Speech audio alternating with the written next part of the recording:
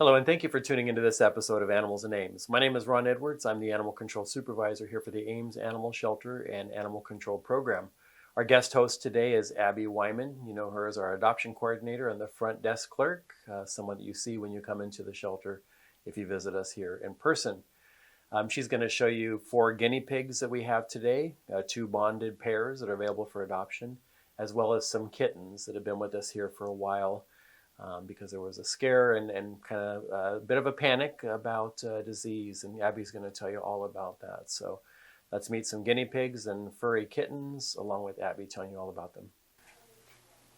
All right, our first 2 guinea pig friends are Chavo and Kiko. They were surrendered because their owner was no longer able to take care of them anymore. Unfortunately, it's not an uncommon thing for guinea pigs. They are readily available for adoption at a lot of pet stores, and they're really cute, really sweet, kind of pitched to a lot of adopters as being relatively easy pets. But then people realize that they actually have a lot of special care needs, and they are talkative and needy and require cleaning and attention and care, just like all of our other furry friends. These guys need lots of room for exercise. The kennel size you see here is about what they should have. Ideally, they would have multiple layers to be able to run and play on too. A lot of guinea pig enthusiasts will build their own enclosures. There's a lot of really great tutorials out there to build really, really nice enclosures for them. And you have to be mindful too. A lot of people don't think about the fact that they could be allergic to Timothy hay. So we've had a couple guinea pigs throughout the years be surrendered, not because they're allergic to the guinea pigs, but they are allergic to the hay. So lots to consider when adopting a guinea pig friend. However, they are incredibly rewarding pets. They're so fun to watch. They can be very social. There are a lot of people who will let their guinea pigs out when they're home with them and sit down on the floor. I know a lot of students enjoy them to sit on the floor and have the guinea pigs run around, and they'll come up and play. You'll see we have some stacking cups in there that they enjoy picking up and throwing around, and they're actually very fun, very playful creatures, and they will make lots of different sounds to communicate, and they're not given enough credit. A lot of people, like I said, just kind of view them as almost like fish. You put them in a tank and you watch them and enjoy them, but they are actually very fun little creatures to have around. Special dietary requirements, need cleaning. Sometimes we'll need vet care too. They need their nails trimmed, and sometimes they need their teeth taken care of. Their teeth grow constantly, so they do have some veterinary care requirements as well. But they generally don't need the kind of veterinary care that our cats and dogs do, where they go to the vet every single year for vaccines and things like that. It's generally one of those as needed things. And then maybe, some people do take them in for annual exams, which is not a bad idea either. But they typically don't need vaccines and preventatives and things like that. So these guys are available for adoption. They are small exotics, are $10 adoptions. So these guys would be a $20 adoption. They are required to be adopted together.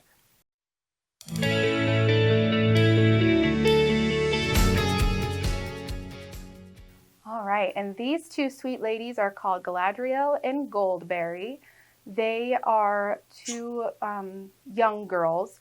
There is a laboratory in town that does have to use guinea pigs for testing. It is a requirement of what they do. But they have reached out to us. They want us to be able to take any guinea pigs that can be saved for adoption. So we have a really great partnership with them. They are so appreciative that we can save these guys. The work they do was unfortunately necessary, but also there's no need for any lives to be lost that shouldn't be. So we're really proud of that partnership with them. And like I said, they really appreciate it as well. So these 2 are young gals. They weren't used in any of the projects. They were surplus piglets. So they are young, haven't had a whole lot of handling, but the nice thing is they are young enough that they could have a lot of handling and be well socialized at this point and get used to it. They are a little nervous when you reach to hold them, but they do hold pretty still for holding. So that's a good sign of being able to socialize them well and be able to build that bond with them. And again, these guys, special dietary requirements, you can see in their cage, we've got tons and tons of hay. That makes up the vast majority of their diet. And then we have pellets, and then the vegetables are in there as well. Guinea pigs require daily vitamin C intake.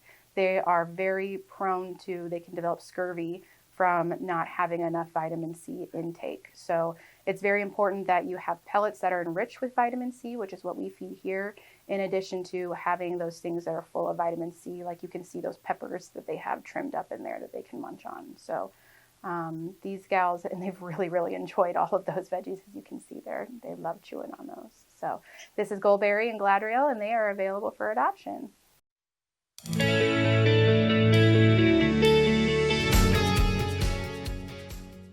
All right, and these cutie pies, I am very excited to introduce everybody to, because they have a miraculous comeback story. So this is, I'm hoping I'm going to get this right, Hugo, Ube, and Boov. They came in as stray kittens, and they were very sick when they arrived. The thing that was most telling with them was they had severe GI issues, mostly vomiting and diarrhea, very lethargic, very just overall ill looking. So the animal control officer who took them in saw those warning signs, and we used a point of care test here, a SNAP test.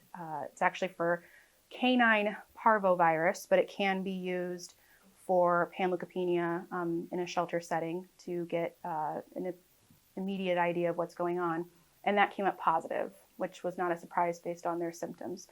The challenge is feline panleukopenia is very contagious. If they have the virus on their fur, we can touch it on our hands, accidentally pass it on to another cat, and it can live in the environment for up to a year. I think in some cases up to a year and a half. So it's a very hardy virus. Not only is it hardy in the environment, it's very hard on the animals. It has a high mortality rate, especially in this age range. So luckily we were able to get these guys started on treatment right away. Unfortunately, we've been through panleukopenia cases before. The last, I would say, 4 to 5 years have been very hard when it comes to viruses that are honestly very preventable with vaccines that are readily available. We had never before had a panleukopenia case in our building until the last couple of years. So downside is we've had a lot of it. Good news is we are very well aware how to recognize it and how to treat it. So all 3 of these guys have recovered. Treatment required a lot of supportive care. So fluids, antibiotics, medications to help them with their appetite, medications to help them with their diarrhea, medications to help their intestines heal. Okay, well, she doesn't want to be here anymore. She's embarrassed about me talking about her bowel habits, apparently. So they came through just beautifully.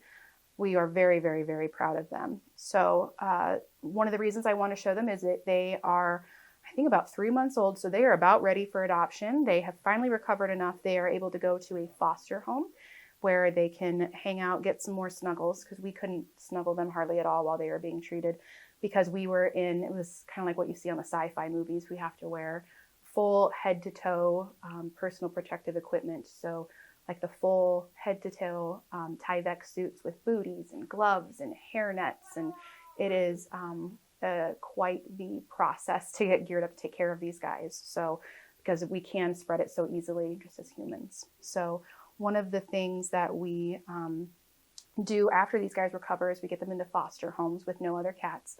They cannot be around any unvaccinated cats or anyone who is less than 6 months old for at least 6 more weeks, because they still can shed the virus intermittently in their stool for up to that long.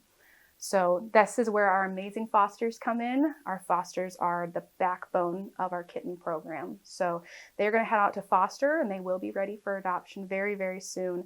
So these guys are just an amazing success story, and we are so proud of them, because we can put everything we can into them. They have to be willing to fight too. So and again, the virus that they caught is a virus that is protected against in the distemper vaccine, the FVRCP that your veterinarian tells you about.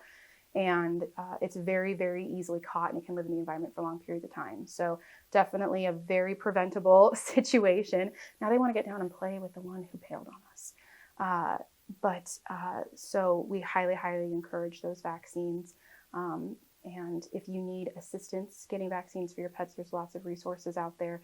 Reach out to us and we can help get you pointed in the right direction for those. But keep an eye on our website. These babies' photos are going to be popping up on there very, very soon, ready for adoption.